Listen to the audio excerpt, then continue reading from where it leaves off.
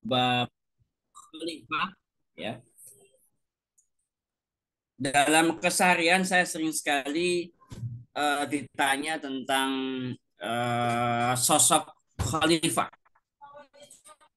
Jadi ketika hari ini ada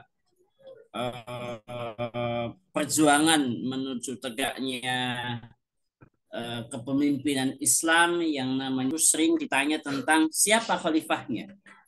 Jadi ini pertanyaan yang sering sekali saya dapatkan ya ketika membahas tentang sistem khilafah. Siapa khalifahnya?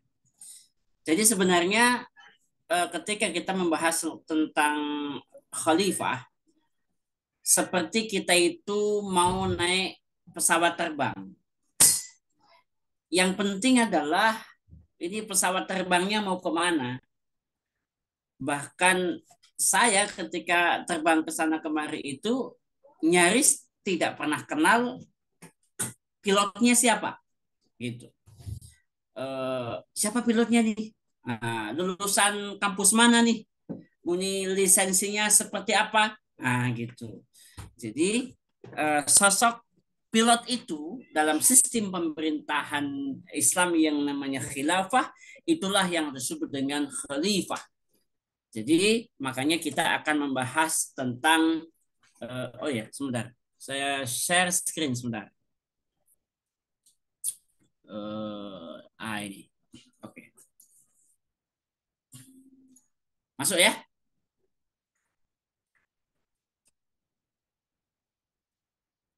Oke.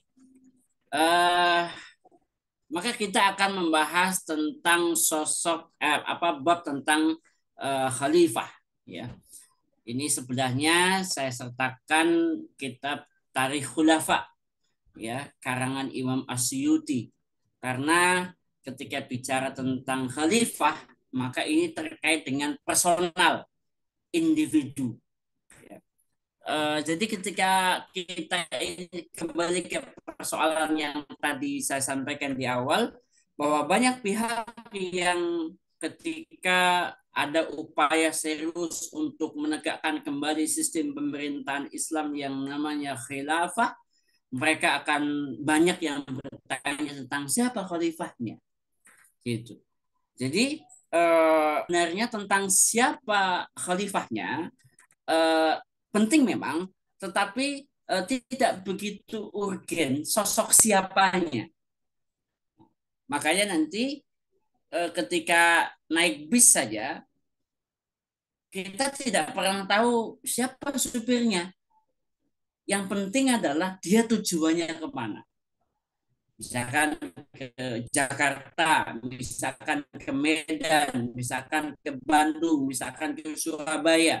Ya sudah, kalau tujuannya ke Surabaya, ya siapapun drivernya, kalau tujuannya ke sana, is okay. Sistem pemerintahan Islam khilafah, maka kalau ditanya tentang siapa khalifahnya, maka Syekh Taqiyuddin An-Nabhani di dalam kitab apa namanya Idhamul Hukmi fil Islam ini menjelaskan tentang khalifah dan syarat-syaratnya.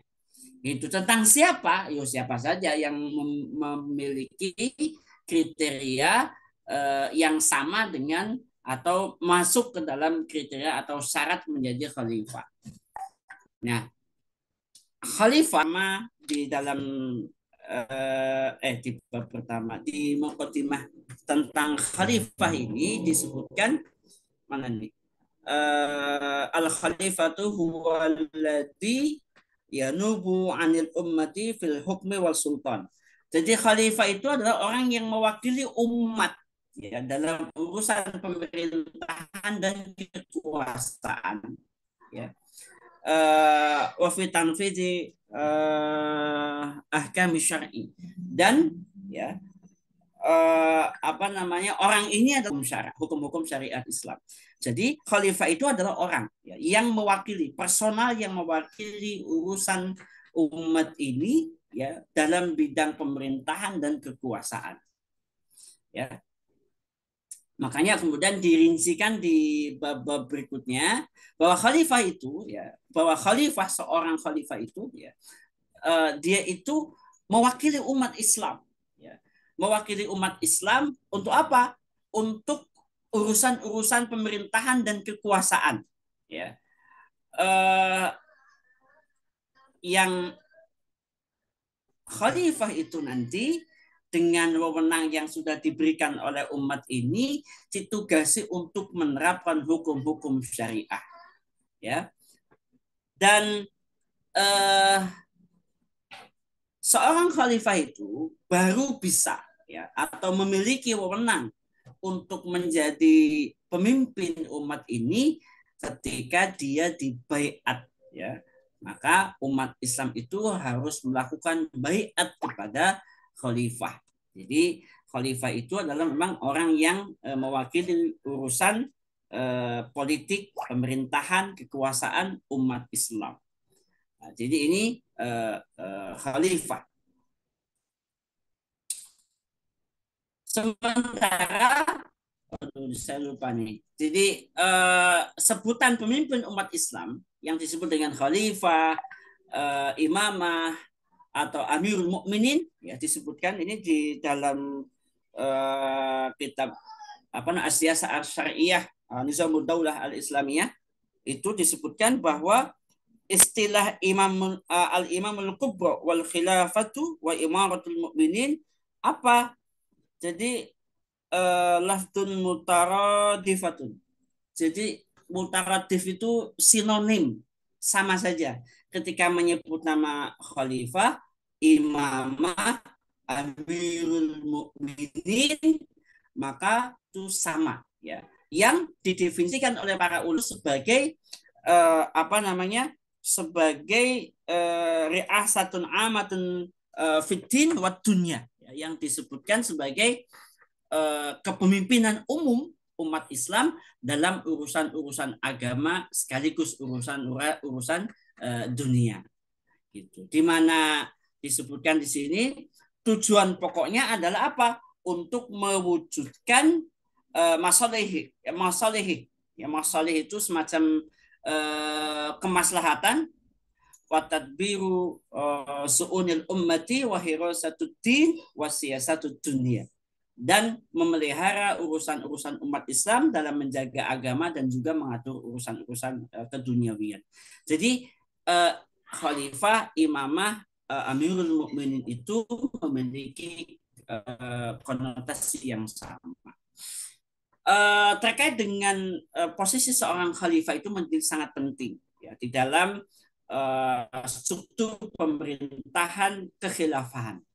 Ya, ada beberapa hadis yang menunjukkan apa namanya betapa strategisnya fungsi khalifah ini. Jadi misalkan hadis Nabi yang menyebutkan idza bi'a li khalifatain faqulu al-khairu minhuma. Jadi apabila ada dua orang khalifah ya maka apa namanya dari keduanya. Jadi ya mohon maaf pada era ini ya ada beberapa pihak yang mengklaim sudah punya khalifah ya. Jadi dan bahkan saya pernah diundang ya dalam pertemuan dengan Amirul Mukminin di salah satu tempat. Saya pernah mengajukan pertanyaan ini ya. Jadi saya sampaikan kepada Amirul Mukminin yang apa namanya mendeklarasikan sudah menjadi khalifah. Karena pada saat yang sama saya juga mendapati ada khalifah di jamaah yang lain.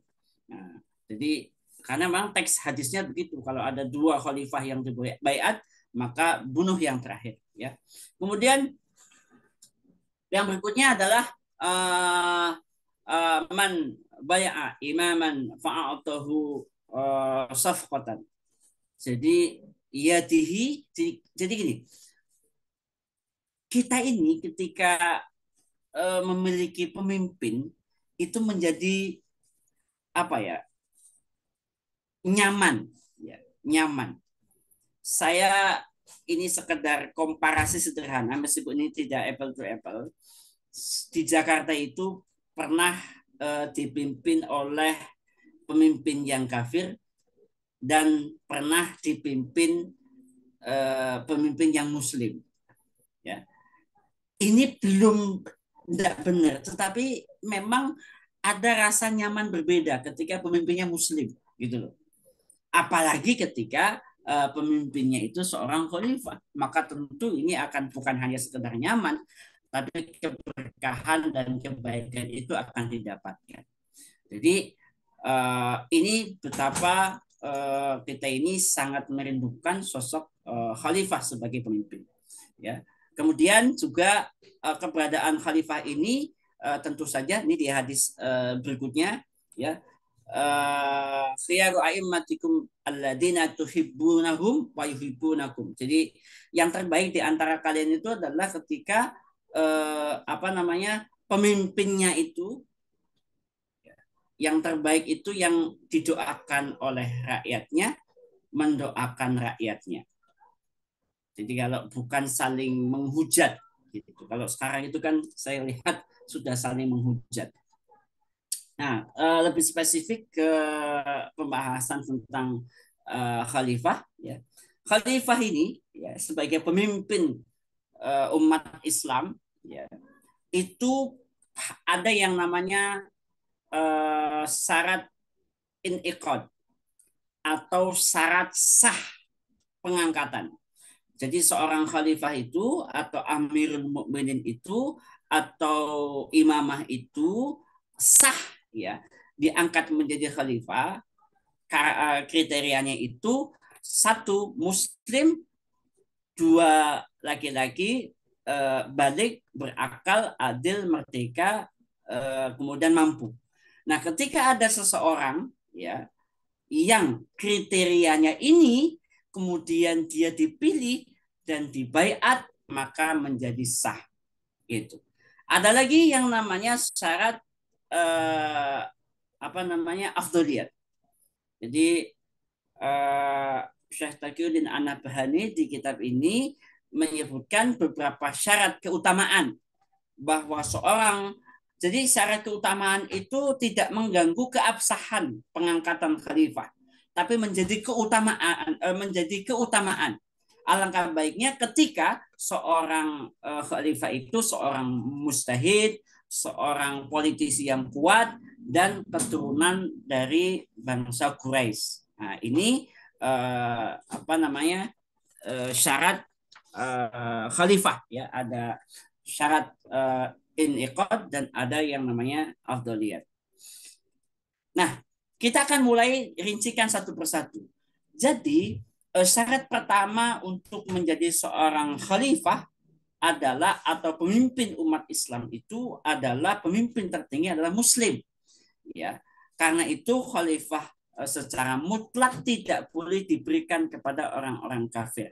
Jadi ayat yang mengatakan wala yaj'alallahu lil kafirina 'alal mu'minina sabila, ini menunjukkan bahwa Allah Subhanahu wa taala itu mengharamkan ya orang-orang kafir itu memimpin umat Islam.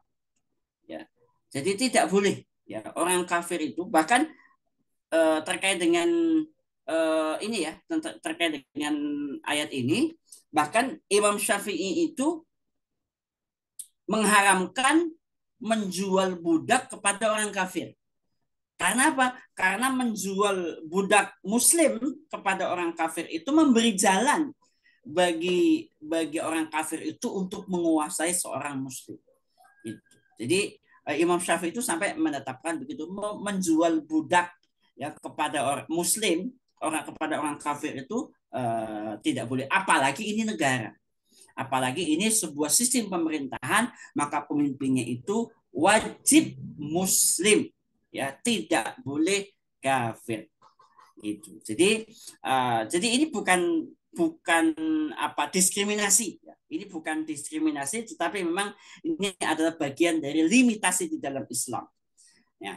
Nah, di samping bahwa khalifah esensinya adalah merupakan waliul amri ya, semacam ya penguasa ya. Sedang Allah Subhanahu wa taala itu mensyaratkan agar waliul amri kaum muslimin adalah seorang muslim.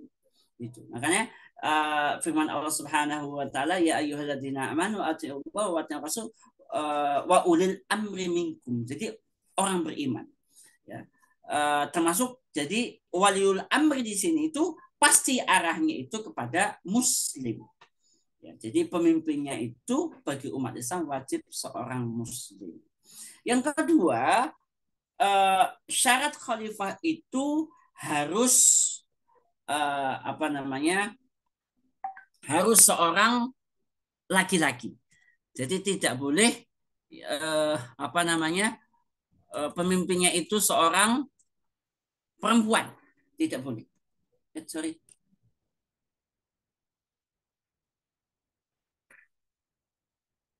Jadi kenapa? Salah satunya adalah hadis Nabi mengatakan la yuflihal kaumun, ya tidak akan beruntung walau amrohum imro'atan. Jadi ketika urusan-urusannya itu diserahkan kepada apa namanya perempuan.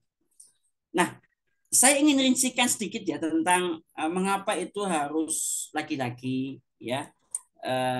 Makanya tidak boleh eh, tidak boleh perempuan ya. Jadi hadis yang tadi itu eh, apa namanya menunjukkan bahwa eh, Rasulullah SAW itu menafikan adanya keuntungan bagi satu kelompok ya ketika kekuasaannya diserahkan kepada perempuan. Dan ini saya kumpulkan lah beberapa alasan, jangan sampai apa namanya seolah-olah ini apa ya diskriminatif terhadap perempuan, karena setahu saya di parlemen saja ada ada apa sih namanya kuota ya, kuota ya bagi siapa namanya bagi anggota parlemen kepada calon perempuan. Jadi yang pertama, ya, alasan pertama itu tadi hadis Nabi yang mengatakan la yuflihal qaum. Ya, jadi tidak akan pernah beruntung ya, ketika satu kelompok itu satu masyarakat satu kaum itu pemimpinnya urusannya diserahkan kepada perempuan. Yang kedua itu mengapa pemimpin itu di dalam Islam tidak boleh perempuan? Karena wanita disebutkan sebagai kurang akal. Jadi dalam riwayat itu disebutkan min naqisatin aklin wadinin. Apa namanya? Yang kurang akalnya dan kurang agamanya. Gitu. Sampai di dalam riwayat itu disebutkan apa yang dimaksud dengan kurang akal dan kurang agamanya bagi wanita, maka Nabi SAW menyebutkan satu, bukankah kesaksian apa namanya satu laki-laki sama dengan dua kesaksian perempuan. Nah, kemudian wanita itu ketika haid dia tidak sholat, dia tidak berpuasa. Nah, ini yang disebut Nabi sebagai kurang akal dan kurang agama. Ya, tapi ini tentu tidak bermakna negatif ya. Tentu saja tidak begitu. Kemudian yang ketiga, mengapa wanita di dalam Islam itu tidak boleh memegang kekuasaan kepemimpinan politik? Karena wanita ketika sholat berjamaah softnya itu yang paling utama itu di belakang. Jadi kalau soft ikhwan itu softnya di depan yang terbaik. Kalau yang perempuan wa khairu sufufin nisa'i wa akhiruha. Jadi di belakang. Itu justru kalau perempuan itu kalau makanya ketika kemarin ada apa ya ada sholat di mana itu Az-Zaitun atau apa yang wanita itu duduk berdiri paling depan itu janggal karena itu tidak biasa ya. Kemudian yang keempat, alasan mengapa wanita di dalam Islam itu tidak ditempatkan sebagai pemimpin politik ya, menjadi hukam itu karena wanita ya tidak dapat menikahkan dirinya sendiri kecuali dengan wali. Makanya itu kan ada apa namanya, la nikaha illa biwaliyin, ya. Tidak sah ya nikah itu kecuali dengan wali. Jadi maka itu posisi itu juga menunjukkan posisi perempuan. Kemudian yang ke alasan mengapa wanita tidak boleh menjadi hukam itu karena wanita tabiatnya itu cenderung pada kerusakan. Jadi ada apa istilah, ada hadis Nabi yang menyebutkan apa, dari tulang ya, dari tulang bengkok ya, sehingga maka harus seorang suami itu harus lemah lembut dan seterusnya dan seterusnya. Ini saya kumpulkan beberapa alasan saja ya, supaya kita tidak, umat Islam ini tidak dianggap sebagai diskriminatif. Yang berikutnya ya, wanita itu mengalami haid, hamil, melahirkan dan menyusui. Kita bayangkan ketika seorang pemimpin ya, itu perempuan ya, sementara ya perempuan ini naturalnya ya, alamiahnya itu dia haid, dia hamil, melahirkan dan menyusui. Kemudian yang ke berapa ya? Ketujuh ya, wanita itu mudah putus asa dan tidak sabar. Jadi ya dalam keseharian lah ya, emosionalnya itu lebih labil lah barangkali kalau dalam bahasa ini ya. Karena apa? Ya kadang-kadang lebih cepat menangis, lebih cepat sedih ya, bawa bawa perasaan ya, selalu bawa perasaan dan seterusnya. Maka inilah salah satu dari salah 7 dari hal yang menyebabkan wanita tidak boleh kepemimpinan diserahkan kepada perempuan. Lantas bagaimana posisi wanita? Nah, jangan khawatir, Islam itu agama yang sempurna, agama yang hebat luar biasa. Wanita ada makomnya. Ya. Wanita itu ya, al mar'atu fi baiti zaujiha ra'iyatun. Jadi wanita di rumahnya suaminya itu adalah menjadi pemimpin ya, dan dia harus mas'ulun an ra'i, dan dia akan dimintai pertanggungjawaban tentang apa yang dia urus. Nah, itu tentang wanita tidak boleh menjadi pemimpin hukam di dalam Islam. Yang ketiga, syarat menjadi khalifah itu balik ya. Tidak boleh diangkat menjadi khalifah anak-anak, tidak boleh. Meskipun nanti ya di di tarikh khulafa ya, tarikh khulafa itu hanya sampai dinasti Abbasiyah, nanti ada yang namanya dinasti Utsmaniyah, nanti ada yang anak-anak ya. Tetapi sekali lagi biasanya ketika khalifahnya itu masih anak-anak itu ada yang namanya walinya ya. Nah, sampai bahkan disebutkan ibu suri yang mengendalikan kekuasaan ya, karena memang secara hukum ya tidak boleh ya seorang anak itu menjadi pemimpin. Jadi ini berdasarkan hadis Nabi Shallallahu Alaihi Wasallam ya, rufi al qalam ya, jadi diangkat dari pena siapa, as-sobi ya, hatta ya talim. Jadi anak kecil ya sampai dia itu menjadi balik. Ya, bahkan Nabi SAW pernah menolak ya seorang anak yang hendak membaiat beliau ya, karena dia masih kecil. Jadi beliau hanya mendoakan dengan mengelus-ngelus kepalanya.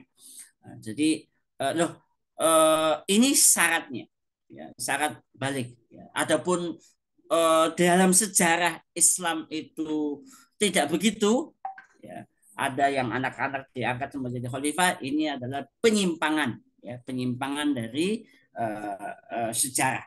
Kemudian yang keempat adalah berakal ya. Jadi akalnya berfungsi. Jadi tidak boleh orang gila, majnun. Itu nggak boleh ya. Jadi orang gila itu nggak boleh ya, termasuk ya kalau gila itu gila banget ya. Bahkan ketika ini kan penyakit kejiwaan itu kan macam-macam ya. Ya mungkin ada apa sih namanya, penyakit bipolar, skizofrenia, macam yang gangguan-gangguan seperti itu yang nanti bisa mengganggu kinerja beliau sebagai khalifah, maka tidak boleh menjadi khalifah. Karena memang tugas khalifah itu bukan pekerjaan biasa, tapi pekerjaan yang luar biasa. Kemudian yang kelima, adil. Ya, adil itu ya bisa dikatakan lawan dari zalim. Ya, kalau adil, ya adil kita adil kan kadang-kadang hanya dianggap sebagai seimbang, sama rata gitu. Sementara di dalam Islam ya adil itu ya adalah sifat seseorang yang selalu menjaga muruah atau wibawanya dari hal yang dapat menjatuhkan. Ya, biasanya terkait dengan maksiat. Ya, makanya adil menurut fuqaha adalah seseorang yang kebaikannya lebih mendominasi daripada kejelekannya. Jadi lawan dari adil itu fasik. Orang fasik itu adalah orang yang keluar dari ketaatan. Jadi fasik itu adalah dia cenderung kepada perbuatan maksiat. Jadi orang yang sering berbuat maksiat itu disebut fasik. Nah, orang yang fasik itu tidak sah untuk dijadikan sebagai pemimpin. Ya. Maka definisi yang disebut dengan adil itu adalah orang yang bertakwa, menjaga kehormatan, ya selalu terikat dengan syariat. Itu adil. Nah, kalau sekarang itu syarat menjadi pejabat publik itu lebih mudah, ya lebih mudah daripada menjadi dosen, lebih mudah daripada kerja di perusahaan. Nah, kalau jadi pejabat publik sekarang itu bahkan bisa jadi mantan koruptor, mantan ahli maksiat, ya, itu bisa menjadi pejabat-pejabat publik sekarang. Ya walau alam ini arahnya mau seperti apa, tapi memang itu yang bisa kita saksikan pada hari ini. Kemudian yang keenam ya merdeka. Ya, merdeka. Seorang hamba sahaya tidak sah untuk menjadi khalifah. Ya, bagaimana mungkin ya seorang hamba sahaya yang dirinya nggak merdeka itu dijadikan sebagai pemimpin? Itu tidak mungkin. Ya. Kemudian yang ketujuh, ya, Syekh Taqiyuddin menyebutkan syarat syarat sahnya pengangkatan seorang khalifah itu adalah dia mampu ya melaksanakan amanahnya sebagai khalifah. Ya. Dalam hal ini termasuk syarat yang dituntut oleh baiat. Jadi tidak sah ya baiat kepada seseorang yang tidak sanggup untuk mengemban urusan-urusan umat. Ya, dia tidak sanggup misalkan ya misal mentalnya tidak kuat. Wah, kan ini kan nanti tugasnya itu akan menegakkan kitab dan sunnah. Ya. Ketika dia mentalnya tidak kuat untuk menerapkan, maka dia tidak boleh untuk menjadi seorang khalifah. Ini 7 syarat sahnya pengangkatan seorang khalifah. Kemudian ada yang namanya syarat afdoliyah. Ya. Syarat afdoliyah atau keutamaan itu adalah, jadi syarat afdoliyah ini adalah bisa ditetapkan jika didukung oleh nas-nas yang sahih atau termasuk ke dalam kategori hukum yang ditetapkan dengan nas yang sahih. Ya. Karena itu syarat-syarat terwujudnya akad khilafah untuk seorang khalifah harus memiliki dalil yang mengandung tuntutan yang tegas. Ya, ada tuntutan yang tegas. Ya. Maka ketika tidak mengandung perintah yang tegas, maka persyaratan itu hanya menjadi persyaratan afdoliyat atau keutamaan. Jadi bukan persyaratan inqad atau persyaratan sahnya akad khalifah gitu. Jadi ada 3 ya. Ada 3 syarat afdoliyah. Yang pertama adalah khalifah itu tidak disyaratkan seorang mujtahid. Mujtahid itu adalah orang yang punya kemampuan untuk mengistimbat hukum, berijtihad gitu. Jadi tidak disyaratkan, ya. Kita tahu bahwa seorang mustahid itu punya kualifikasi teknis yang luar biasa. Ya tentu bahasa Arabnya harus sempurna, kemudian menguasai ulumul Quran, menguasai ulumul hadis, menguasai usul fikih, tajam dalam penginderaan manat atau objek-objek hukum, ya. Nah, seorang khalifah itu tidak harus seorang mustahid, ya. Meskipun ya apa namanya? Tentu ketika dia itu khalifahnya seorang mustahid itu lebih baik, ya. Tetapi bukan seorang mustahid pun itu masih dibolehkan menjadi khalifah, karena sebagai khalifah nanti dia tinggal apa namanya bertanya, ya, atau ikut terhadap mustahid, ya. Ada nanti khalifahnya punya mufti, ya, pemberi fatwa, jadi atau nama ada juga nanti ada majelis syuroknya misalkan. Ada ulama yang bisa dimintai pandangan-pandangan sehingga apa namanya khalifah itu bisa mengambil keputusan dengan sebaik-baiknya. Jadi ini ya, syarat afdoliyah tidak menjadi tidak harus seorang mustahid. Kemudian yang berikutnya adalah bahwa khalifah itu tidak harus seorang politisi yang hebat. Ya. Maksudnya politisi yang hebat itu begini, dia itu orang yang tajam. Ya. Jadi mohon maaf kalau bahasa sekarang itu harus lulusan hubungan internasional, gitu. Harus jurusan ilmu politik, tidak harus, ya, tidak harus. Tetapi kalaulah ada orang yang ya, kualifikasinya ahli politik, ya, politikus ulung, ya, kemampuan membaca politiknya sangat cermat, analisisnya sangat tajam, maka itu menjadi keutamaan, ya. Jadi kalau bahasa ringkasnya, jadi seorang khalifah itu tidak harus lulusan ilmu politik, lulusan hubungan internasional, lulusan tadi yang terkait dengan politik-politik. Nah, tidak harus, ya. Jadi yang 7 tadi yang ketika sudah tersemat pada dirinya itu sudah menjadi boleh. Nah, kemudian yang ketiga, ya, ini yang ketiga, ya, seorang khalifah, ya, tidak disyaratkan harus dari keturunan Quraisy, ya.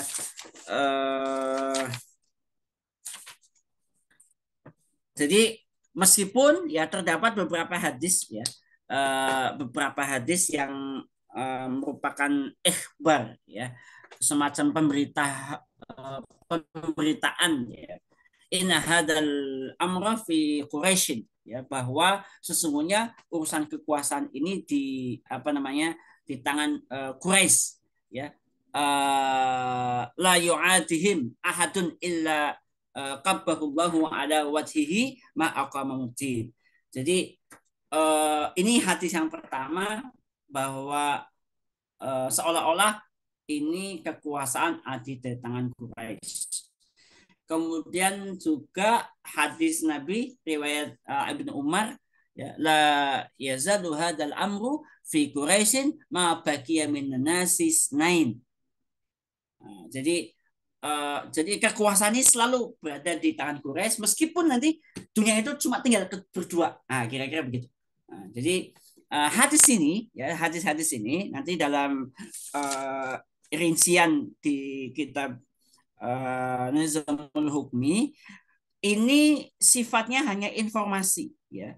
Jadi tidak ada tolab, ya, atau semacam tuntutan untuk dikerjakan atau dijalankan, sehingga karena tidak ada apa namanya tolab, ya, tolabnya itu juga tidak sorry dan tidak ada korinah-korinah yang menunjukkan ketegasan, maka hadis ini hanya menunjukkan sebagai sesuatu yang sunnah atau tadi keutamaan. Jadi ketika khalifah itu adalah keturunan Quraisy, ya.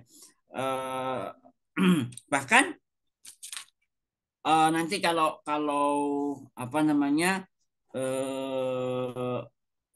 mungkin sekarang heboh-heboh apa namanya heboh-heboh Habib misalkan ya, ini harus Habib nih khalifahnya, ya ya kalau ada is oke okay. Tapi kalaupun tidak ada, karena itu sifatnya adalah keutamaan, ya, tidak menjadi sebuah kewajiban, ya. Jadi begitu, bahkan dalam dalam sejarahnya, ya, Rasul SAW itu pernah mengangkat beberapa pemimpin dari kalangan di luar Quraisy, ya, apa namanya di luar Bani Hashim. Nah, gitu. Padahal itu urusan-urusan penting, ya, urusan peperangan, urusan pemerintahan di dalam kota, ya, ketika Rasulullah SAW berperang, itu ya itu pemimpinnya itu tidak dari kalangan Bani Quraisy atau Bani Hashim. Bahkan beberapa gubernur itu, ya, Nabi SAW itu mengangkat bukan juga dari kalangan Quraisy atau Bani Hashim. Misalkan saja, misalkan disebutkan di sini apa namanya Muhammad bin Maslamah, ya, itu menjadi pemimpin Madinah ketika beliau perang Tabuk, ya. Kemudian eh, pernah mengangkat Muaz bin Jabal untuk menjadi amir, ya, di Yaman, ya, termasuk Amr bin As di Mesir, ya. Padahal keduanya bukan dari Bani Hasim, ya. Jadi apa termasuk nanti ada berkembang, ya, berkembang pemahaman-pemahaman yang harus dari keluarga Ali, harus tah dari Ali, ya. Bahkan mungkin ini kalangan Syiah, ya, yang apa namanya mengadopsi ini, bahwa hanya garis keturunan Ali lah yang sah untuk memegang kepemimpinan, ya, dengan apa namanya pemaknaan atau tafsir-tafsir yang ya tersendiri, ya, mereka memahami hadis Khadirkum, ya, mereka menempatkan Trah Ali sebagai pemimpin di dalam Islam. Nah, sekali lagi ini semua tidak menunjukkan penegasan yang kuat bahwa itu tolabnya bukan tolab yang ada korinah ketegasan, ya, sehingga Syekh Taqiyuddin An-Nabhani menyimpulkan bahwa hadis-hadis ini sunnah, ya, bukan wajib. Artinya persyaratan Quraisy itu sebagai persyaratan keutamaan, ya, bukan syarat sahnya akad menjadi baiat menjadi khalifah. Nah, ini syarat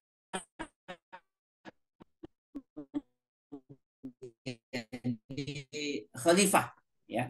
Satu ada yang afdaliyah.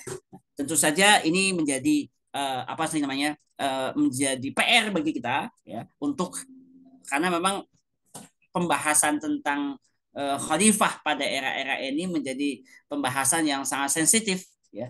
Tetapi ini adalah bagian dari ajaran Islam yang harus apa namanya disampaikan kepada umat bahwa seperti inilah apa namanya sistem Islam, ya. Nah, dengan sistem ini, ya, dengan pesan-pesan yang tadi disebutkan uh, sebagai Muslim, laki-laki, kemudian balik berakal adil dan merdeka, ini barangkali harusnya menjadi bisa di breakdown lah, ya, menjadi cerminan bagi mereka-mereka yang hari ini berkompetisi gitu, ya, gitu, yang mengabaikan apa nih apa ya, jangankan hukum, ya, norma-norma masyarakat saja kan tidak apa namanya tidak diindahkan. Nah, sehingga kita mendapati hari ini pemimpin-pemimpin itu, ya, asal punya uang, asal punya relasi, asal punya ya jalur khusus, ya, maka dia mudah mendapatkan jabatan-jabatan publik. Tetapi ya di dalam Islam tentu saja tidak akan semudah itu, ya, karena tujuan dari sistem pemerintahan Islam itu memang tadi disebutkan menerapkan Al-Quran dan menerapkan Sunnah, ya, jadi tatbikus syariah, ya, hukum-hukum syara. Jadi ini barangkali penjelasan singkat di bab tentang khalifah, ya. Ini ya pelan-pelan saja. Mungkin nanti ada tambahan-tambahan atau perlengkapan-perlengkapan yang mau ditambahkan oleh pemirsa semuanya, atau ada yang mau ditanyakan, saya persilahkan. Baik, Ustaz. Alhamdulillah. Jazakallah khairan sudah menyampaikan materi pada malam hari ini. Sebelumnya izin Ustadz, tadi ada beberapa kendala teknis. Baik, Bapak Ibu yang dimuliakan Allah, malam hari ini kita sudah sama mendengar materi dari Al Ustadz. Langsung saja saya persilahkan Bu Faiz seperti biasanya langsung menyambar. Ya, tafadhol Bu Faiz untuk langsung unmute. Oke, jazakallah khair. Assalamualaikum warahmatullahi wabarakatuh. Waalaikumsalam warahmatullahi wabarakatuh. Oke, izin bertanya Ustadz. Tadi di bagian yang syarat inikot, insya Allah paham gitu ya, dan tidak kemudian ada banyak apa namanya yang mungkin butuh didiskusikan. Cuma yang pada bagian selanjutnya nih, pada bagian syarat afdoliyah ini Ustadz yang apa namanya mungkin beberapa hal butuh diperjelas, yaitu diantaranya eh ini bukan terkait dengan tuntutan syariat bahwa dia harus paham ilmu-ilmu kelengkapan untuk memutuskan hukum, bukan itu. Cuma kemudian ini terkait dengan bahwa negara yang akan tegak nanti itu negara yang hadir di konstelasi dunia hari ini, gitu ya, yang negaranya negara modern, begitu kan. Ya, eh, apakah masih gitu ya tidak kemudian menjadi kebutuhan profiling khalifah yang ada itu nanti harus yang memiliki kecakapan-kecakapan tambahan. Jadi misalkan bayangan saya sih nanti mungkin bisa diluruskan. Ketika hari ini ya, pergaulan internasional itu masih didominasi menggunakan bahasa Inggris gitu ya. Tidak ya, perlukah begitu, tidak perlukah sosok khalifah itu khalifah yang kemudian juga cerdas begitu, artinya ketika kemudian dia melakukan hubungan-hubungan eh, apa dengan negara lain, dengan institusi lain begitu, apakah kemudian hal-hal tersebut tidak diperlukan begitu. Nah ini nih yang ya. kemudian menjadi tanda tanya. Terus kemudian tadi ketika Ustadz memaparkan pada poin yang tidak harus seorang politisi. Nah, ini yang saya agak apa namanya? Ya, kok begitu gitu. Nah, maksud saya begini, kalaulah tadi Ustadz mengatakan bahwa nggak harus lulusan HI, tidak harus lulusan jurusan ilmu politik, mungkin it's okay gitu ya, karena itu hanya artifisial gitu. Ya, Orang HI yang nggak ngerti politik juga banyak begitu ya. Tapi ya, maksud saya di sini politisi-politisi yang beneran gitu. Jadi orang yang kemudian memang paham bagaimana politik itu gitu. Orang yang memiliki tadi Ustadz sudah memaparkan ketajaman penginderaan, penglihatan dan analisanya gitu. Itu kan kok saya pikir malah harus ya Ustadz. Jadi poin yang tadi ya. Jenderal sampaikan itu kok saya pikir malah harus itu dimiliki Oke, dan profiling seorang khalifah begitu. ya, Bukan dimakna bahwa dia harus bergelar sarjana politik, bukan gitu, bukan harus kemudian lulusan itu, bukan itu, karena memang ya seperti tadi saya sampaikan ya hanya artifisial ya. Tapi kalau bahwa dia seorang politisi yang beneran politisi, kok tampaknya memang harus ya Ustadz. Atau pripun, ya. ngapunten. Oke, Maaf, oke, jazakumullah khair. oke. Assalamualaikum warahmatullahi Baik, Ibu wabarakatuh. Faiz. Waalaikumsalam Waalaikumsalam warahmatullahi warahmatullahi wabarakatuh. wabarakatuh. Ya, ya, Pertanyaannya ya. sudah sangat kompleks, Ustaz. Tafadhol, Ustaz, langsung ditanggapi. Ya, ya, alhamdulillah, masya Allah. Eh, jadi apa yang yang dibutuhkan hari ini memang seolah-olah antara syarat keutamaan itu harusnya dimasukkan menjadi syarat utama, bukan syarat keutamaan, bukan afdoliyah tapi inikad, ya. Jadi begini, Mbak Faiz, ya. Terus jadi pertama tidak harus mustahid, ya, karena yang namanya khalifah itu nanti akan didampingi oleh orang-orang yang oleh para mustahid gitu. Jadi beliau tinggal konsultasi saja gitu. Beliau tinggal konsultasi saja. Bahwa lebih utama dia mustahid, iya. Makanya ini disebut dengan syarat afdoliyah. Termasuk tadi dia seorang politisi, dia memiliki wawasan politik internasional yang bagus, dia bisa membaca pertarungan ideologi yang sengit pada hari ini dan bisa membaca menempatkan diri, ya, bagaimana posisi khalifah gitu. Nah, sekali lagi, ketika seorang khalifah itu punya kualifikasi begitu rupa, itu bagus, itu afdoliyat gitu. Tetapi kalaulah khalifah itu pun tidak memiliki kualifikasi tersebut, ya, kemampuan analisis yang ya tajam dan cermat terhadap konstelasi internasional dan sebagainya, maka dia punya konsultan, penasihat-penasihat yang tentu hebat gitu. Karena eh, apa namanya eh, kemampuan mustahid misalkan itu memang tidak mudah untuk menghasilkan mohon ya kalau mustahid, mohon kalau dari pondok pesantren, kemudian nanti kuliah di Madinah, kuliah di Al Azhar, sepanjang karirnya itu tolabul ilmi, wah dia nggak kepikiran jadi politisi, menjadi khalifah.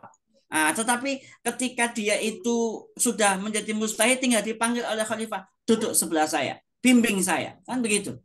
Termasuk para politisi, ya, para politisi yang dia itu mutabaah peristiwa, mutabaah peristiwa politik dari waktu ke waktu, person to person, kejadian per kejadian, ya, dia nggak kepikiran nanti untuk jadi khalifah karena dia sibuk sekali menganalisis satu situasi politik.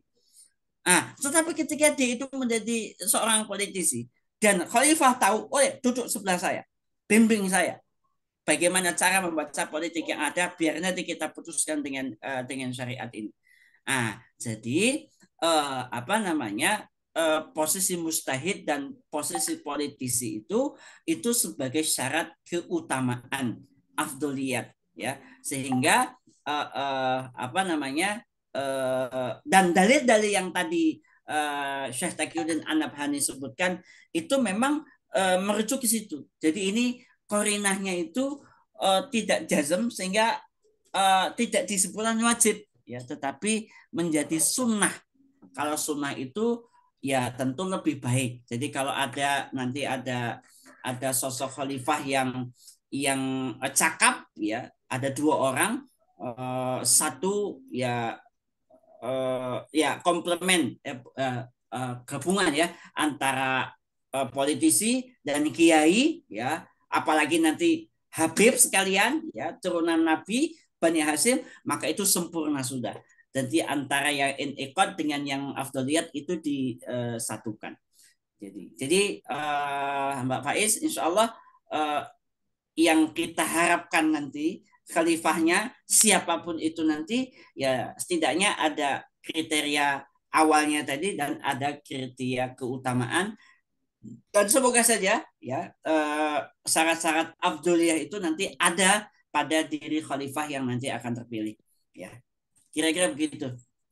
Mungkin Ustaz, jazakallah khair. Nah, iya. Waalaikumsalam. Terima kasih banyak Bu Faiz yang sudah bertanya dan pertanyaannya sangat kompleks sekali, Masya Allah. Insya Allah kita lanjut ke pertanyaan berikutnya. Saya melihat ada aroma-aroma dari wajah Pak Abu Syuhada untuk bertanya. Beliau sepertinya tersirat dari wajahnya ingin sangat-sangat bertanya. Karenanya saya persilahkan Pak Abu Syuhada kalau mau bertanya. Yang mau ditanyakan Pak Abu Syuhada. Boleh Ustaz, izin Ustaz, kalau memang dipaksa bertanya Ustaz. Oh, Ya, paksa ya. Masya Allah. Mangga. Tafadhol. Tapi Ustaz, boleh agak sedikit lari dari tema Ustaz ya. Sedikit boleh Pak, Eh, jangan jauh-jauh. nggak jauh-jauh Ustaz ya. Masih berkenaan dengan khalifah ini Ustaz. Namun berkaitan dengan kewenangan khalifah dalam mentabani atau mengadopsi cabang-cabang dari pemikiran termasuk cabang akidah. Ya, Nah, berangkat dari beberapa argumentasi yang sering disampaikan oleh para pengkritik-pengkritik Islam ya. Termasuk salah satu sejarahnya itu Islam pernah dipimpin oleh seorang khalifah yang berpaham Mu'tazilah yang dengan itu melahirkan fitnah yang besar ya. ya, ya, ya, Tentang fitnah Quran makhluk Ustaz.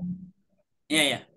Nah, eh, seorang khalifah kan itu mempunyai kebebasan mutlak dalam mengadopsi pemikiran, termasuk kalau memang beliau juga ingin memberlakukan suatu cabang akidah di kekhalifahannya, itu kan punya kewenangan mutlak tanpa ada batasan.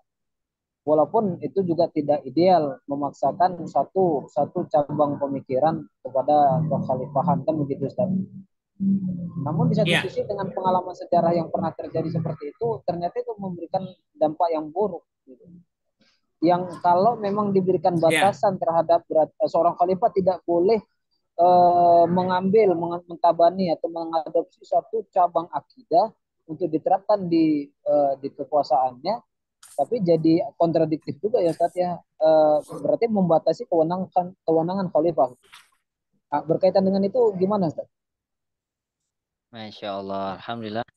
Syukran Ustaz atas ya. pertanyaannya. Langsung saja saya Oke, berikan kepada Insya Ustaz. Allah. Iya, iya, iya. Jadi memang begini ya, orang-orang yang hasut terhadap Islam itu selalu saja ada cara pandang yang menurut hemat saya itu suudon, apa sih namanya? Jadi memandang sejarah Islam itu dengan cara yang buruk gitu loh. Jadi tidak dengan cara yang positif. Kita tahu bahwa di dalam ketika kita bicara sejarah itu kan inna fi qasasihim ibratun li ulil albab. Jadi ketika ada kisah, ada sejarah, itu pelajaran. Artinya kalau pelajaran itu kan kalau ada yang baik ambil, kalau yang buruk tinggalkan. Ya, dulu tadi kan yang dicontohkan adalah apa namanya khalifahnya itu pada masa setelah anak-anaknya Harun al-Rasyid ya Al-Ma'mun itu kan Mu'tazilah ya rasionalis ya makanya nanti ada peristiwa yang disebut dengan mihnah nah gitu nanti orang-orang yang apa yang hasut terhadap sejarah Islam itu nanti pribadi-pribadinya ya nanti di zaman Umayyah ada ya apa Yazid yang hobinya mabuk dan seterusnya jadi selalu ada celah-celah melihat sejarah itu dari sisi yang buruk. Itu. Tetapi sekali lagi sejarah yang buruk itu bukan sumber hukum. Sejarah itu sendiri bukan sumber hukum. Jadi kita tidak boleh menjadikan sejarah itu sebagai sumber hukum. Tetapi sekali lagi sejarah itu pelajaran. Di dalam sejarah ketika seorang khalifah itu mengadopsi pemikiran-pemikiran tertentu yang menimbulkan perpecahan ya efeknya tadi mihnah itu sampai Imam Abu Hanifah itu nyaris meninggal disiksa di dalam penjara gara-gara vonis dari sang khalifah karena ini juga lagi polemiknya rame nih. Al-Quran itu bagian dari khalik atau makhluk. Nah, jadi ini karena apa? Karena khalifah itu mengadopsi sesuatu yang rawan memunculkan perpecahan. Makanya pentingnya seorang khalifah itu memahami bagaimana keputusan-keputusan apa yang bisa menyatukan ya atau keputusan-keputusan yang memang tidak perlu diambil supaya umat bersatu gitu ya termasuk ya mohon maaf ya kalau kita ada istilah ada yang namanya urusan furu dulu kemudian ada usul maka urusan-urusan yang furu-furu ini maka yang berpotensi membuat umat pecah itu tidak diadopsi oleh khalifah itu ya saya bayangkan misalkan mohon maaf ya karena khalifahnya dari apa namanya NU misalkan wajib kunut. Nah, karena khalifahnya dari Muhammadiyah, tarawihnya wajib dua apa namanya 10, 13, 11 misalkan gitu. Maka yang seperti ini tidak perlu untuk diadopsi, ditetapkan sebagai sebuah kebijakan negara. Biarlah perbedaan ini tetap ada. Nah, pelajaran yang penting dari masa lalu, yaitu tadi era Mihna di era Al-Ma'mun contohnya, ini kan putra-putrinya Harun al-Rasyid dinasti Abbasiyah, itu karena negara itu mengadopsi satu pemikiran, yang pemikiran itu ya mengakibatkan terjadi perpecahan di dunia Islam.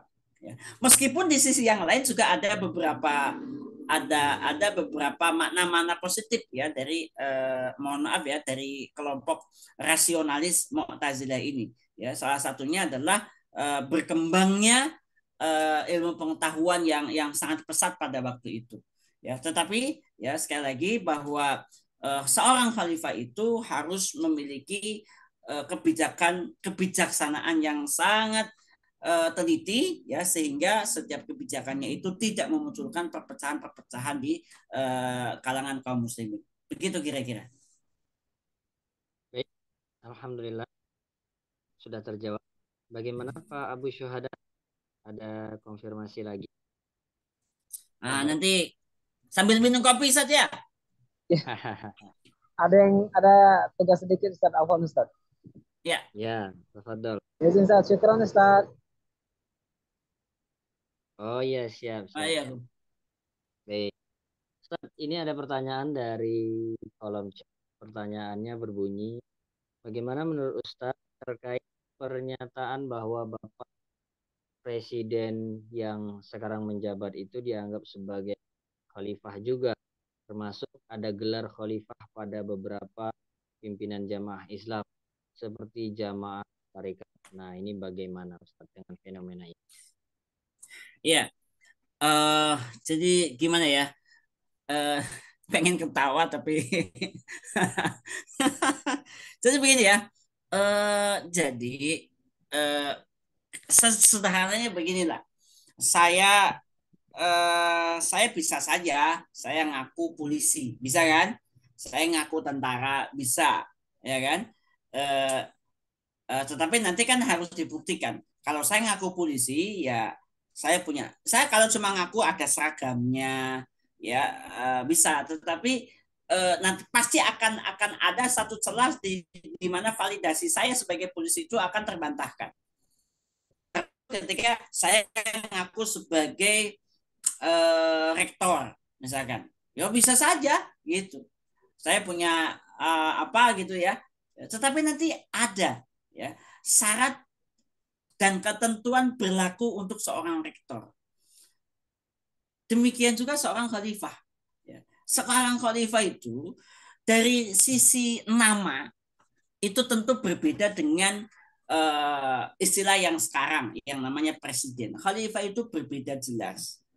Ya. Kemudian mekanismenya. Ini kalau mau dibanding-banding itu nggak ada mirip-miripnya sama sekali. Jadi kalau cuma sekedar songkok, saya juga punya songkok. Apa namanya udeng-udeng itu, saya juga punya gitu. Wah ini saya seperti Umar, seperti Khalifah ini sepertinya gitu. Bisa saja. Tetapi ini ketawa saja. Ya orang yang mengerti kan cuma bisa menahan ketawa. Karena sesungguhnya tidak seperti itu wujud khalifah itu. Ya, termasuk ya, mohon maaf ya, termasuk beberapa klaim beberapa pihak yang kami pahami ya,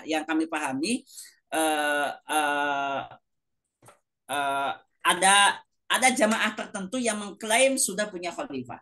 Ahmadiyah saja sudah punya khalifah. Mirza siapa yang kelima itu di Inggris ya. Ada beberapa kelompok bahkan di Lampung ada khalifah.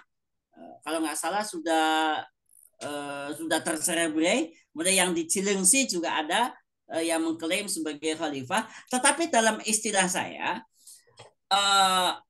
ada khalifah hakikian, ada khilafah maknawiyan. Mungkin ini disebut dengan maknawi. Karena mereka itu ingin menggugurkan kewajiban berbaiat. Karena man mata fi unuqi laisa bai'atun mata mitatan jahiliyah. Karena kalau di pundaknya enggak ada baiat, matinya mati jahiliyah. Nah, semangat untuk menggugurkan dosa baiat ini ya dibuatlah, mengklaimlah khalifah-khalifah itu. Tetapi yang dimaksud baiat di sini bukan kepada baiat jamaah, baiat kepada amir jamaah, tetapi baiat kepada Amirul Mukminin gitu. Sehingga baiat-baiat yang tadi ya, yang jamaah-jamaah tertentu, sehingga nanti khalifah bilangannya banyak gitu.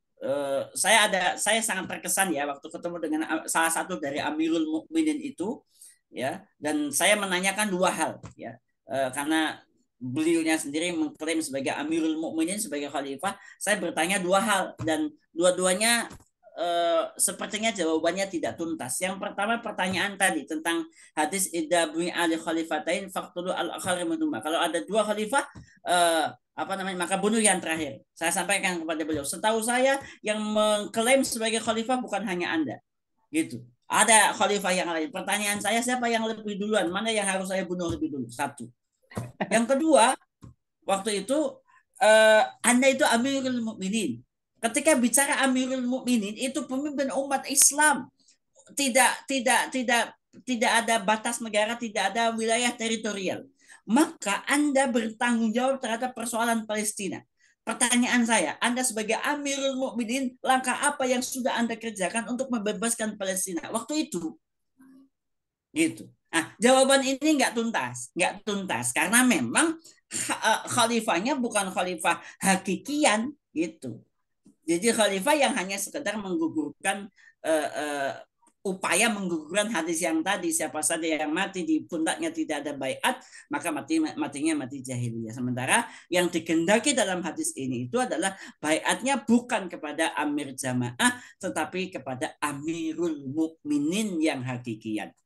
Gitu. Jadi kira-kira begitu, Ustaz. Masya Allah, alhamdulillah. Kalau boleh saya tambahkan, Ustaz, itu bukan khalifah ma'nawi kayaknya, Ustaz, tapi khalifah amatiri, Ustaz. Khayali. Khalifah amatir ya, amatiri itu.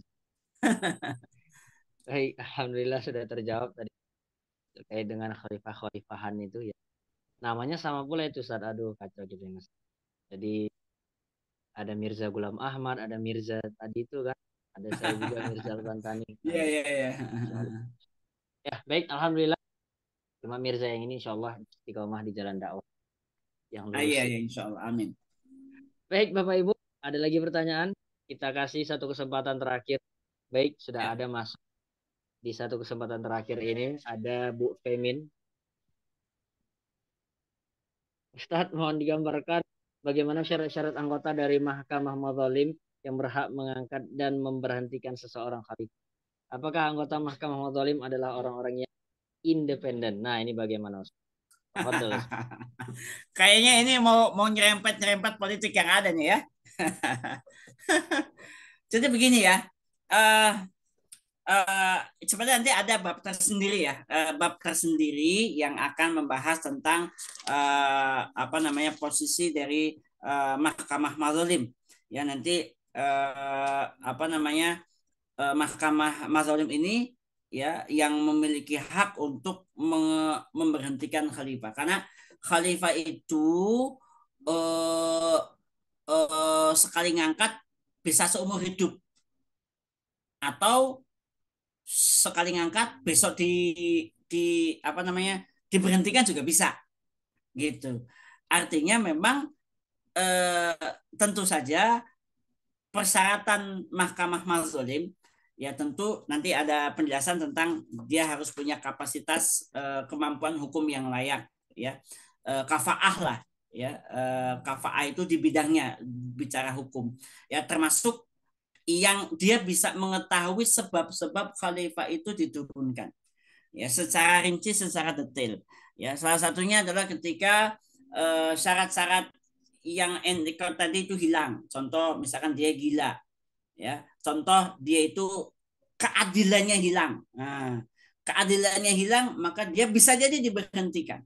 Ya, tentu saja nanti ada pembahasan masih di bab tentang khalifah itu, nanti beberapa tapi secara umum Mahkamah Mazalim itu agak susah ya diserupakan dengan Mahkamah Konstitusi yang bisa diintervensi ya. Tetapi di sini insya Allah ya dengan sistem Islam ya standarnya adalah hukum syara ya, sehingga meskipun nanti secara secara personal anggota-anggota dari Mahkamah Mazalim itu status sosialnya itu tidak punya hubungan kekerabatan atau punya kekerabatan sekalipun dengan khalifah, dia akan independen karena memang yang bisa menghentikan seorang khalifah dari posisinya itu juga jelas dalam ukuran-ukuran syariat ya, insya Allah gitu. Nanti ada pembahasan tentang pemberhentian seorang khalifah, apa saja yang bisa menghentikan seorang khalifah. Itu saja, Ustaz. Baik, alhamdulillah Ustaz, sudah banyak pertanyaan yang masuk dan alhamdulillah sudah terjawab pada malam hari ini. Untuk kesempatan malam ini kita cukupkan Ustaz dengan closing statement dari Ustaz. Tafadhol Ustaz. Ya, sekedar tambahan ya, pemirsa syiar malam yang dirahmati Allah Subhanahu wa taala, jangan henti-hentinya kita berharap kepada Allah Subhanahu wa taala agar kita diberikan keluasan waktu dan niat untuk selalu mendalami agama ini, karena hari ini ya ada upaya-upaya secara sistematis untuk mengerdilkan ajaran-ajaran Islam ya, bahkan ajaran-ajaran Islam itu diposisikan sebagai ajaran-ajaran yang menyulitkan, merusak ya, bahkan diposisikan sebagai biang kerok terhadap masalah-masalah yang ada. Justru semakin kita mendalami Islam, maka insya Allah Allah akan memberikan cahaya kepada kita sehingga kita bisa melihat ya hak batil, sehingga termasuk dalam sistem pemerintahan ya. Terus terang sistem pemerintahan khilafah ini menjadi hanya sekedar kajian-kajian teoritis ya. Saya punya beberapa relasi di sekolah pemerintahan ya. Dulu pernah ada seorang dosen yang mengajarkan tentang sistem pemerintahan Islam, dan ini termasuk dosen yang disebut sebagai dosen radikal. Bahkan meskipun itu hanya sekedar komparasi sejarah, tidak detail, tidak rinci, itu pun sudah diposisikan sebagai dosen yang radikal, yaitu fundamentalis gitu. Nah, kita berharap dengan kajian-kajian kita lebih spesifik membahas tentang sistem pemerintahan Islam ini akan bisa memberikan penjelasan kepada beberapa pihak yang meragukan ya, menyangsikan ya tentang keagungan dan kehebatan Islam dalam menjawab persoalan-persoalan kekinian. Itu saja yang bisa saya sampaikan. Mohon maaf jika ada hal-hal yang tidak berkenan. Wassalamualaikum warahmatullahi wabarakatuh. Waalaikumsalam warahmatullahi wabarakatuh.